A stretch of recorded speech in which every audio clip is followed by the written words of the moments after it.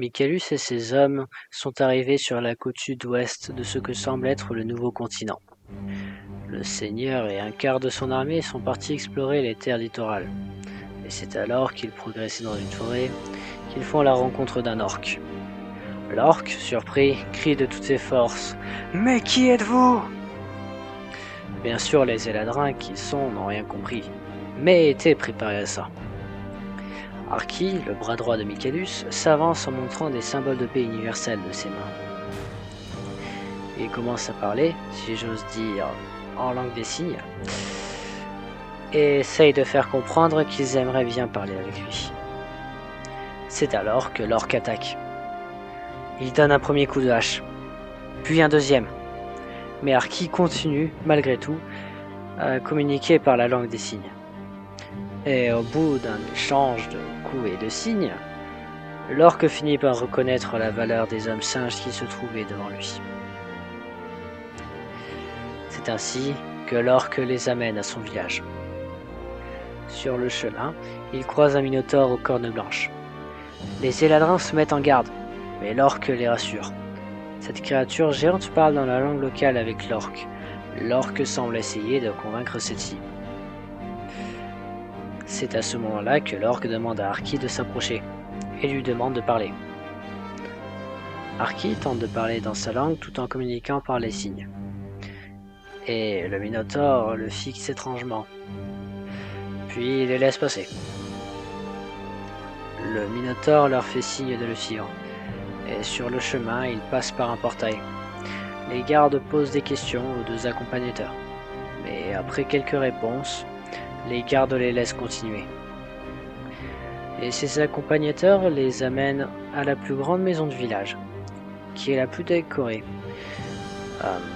Sauf par rapport à ce qui paraît être un hôtel pour un dieu, ou un temple.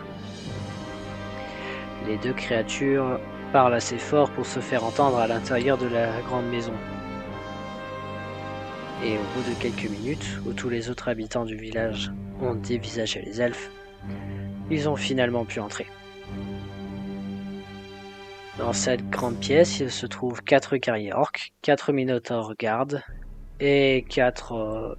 ils ne savent pas trop, peut-être des hommes de foi. En tout cas, il y avait 12 personnes en plus du chef du village et des 2 accompagnateurs. Bien sûr, seules 5 personnes ont pu entrer, et que les autres soldats sont encerclés de guerriers orques et minotaures.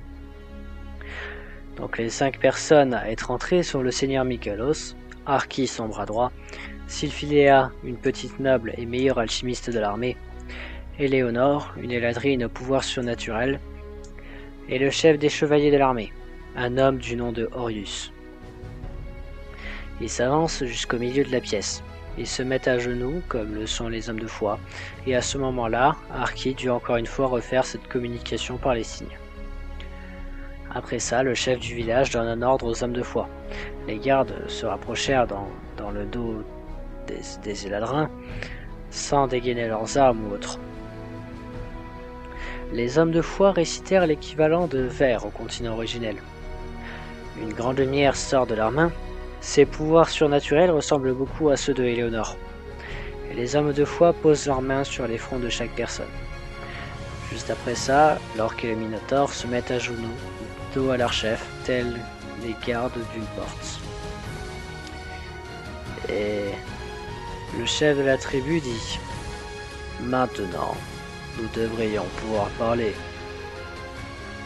Tous sauf Éléonore sont surpris de maintenant comprendre ce que dit le chef de la tribu. Sauf Éléonore qui est tout simplement subjuguée. Et les 2 accompagnateurs se présentent. L'orc dit « Je me nomme Torkel et je suis chef des guerriers du village. » Le minotaure dit « Je me nomme Mahama et je suis chef des gardes du village. » Et le chef du village « Je me nomme Toltal et je suis, comme vous l'avez compris, le chef du village. »